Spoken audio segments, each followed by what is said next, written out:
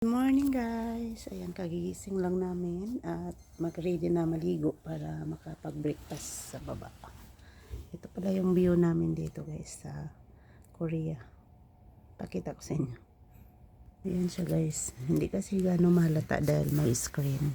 Itong hotel na tinuluyan namin is nasa ano talaga siya, nasa city. Ayan, daming building na naman. Kaso lang hindi gaano mahalata dahil nga yung bintana is may screen. Yan. Paggabi dito guys, ang saya sa baba. Kasi maraming paninda. Kagabi kasi dumating kami dito is mga 9. Kaya hindi na kami nakapag-enjoy sa baba dahil nga sobrang lamig at pagod na kami kaya natulog ng maaga. Pasensya nyo na wala pa tayong bihis kasi may nauna pa sa banyo. Itong room na to, 4 yung malaki siya, may nakabukod doon na isang kwarto kay Layatina. Tapos amin to naman ang Romana. Tag-isa kaming kama.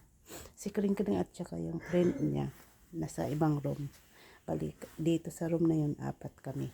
Manang Romana, ako, Yatin at Kuya Titing. Yan ang gamak ko, si Manang Romana. Tapos sa kabila si Layatina. Yan. Habang nag-waiting tayo sa matapos si Manarman na maligo, mag-edit muna akong video. Grabing lamig talaga dito guys. Hindi kasi kami nagdala ng pang winter dahil nga akala namin is pa-summer na. Kaya jacket lang na ganito dala. Yun pala sobrang lamig. Kaya sa Hong Kong pa lang, grabe ng lamig. Mas lamig pa daw pala dito sa Korea. Maabutan pa namin yung ibang lugar dito na nag-snow. Ang problema, kayanin ba namin? Kasi nga, yung jacket ko nga walang hood to eh. Dahil bumili ako sa Bohol ng ukay na makapal na jacket, hindi ko dinala. Kasi nga, mas dagdag bigat sa bagahe at saka akala ko kasi kaya na yung ganito. Kasi kung parang bagyo lang, makakaya para mas malamig pa pala dito guys. Kaya yun.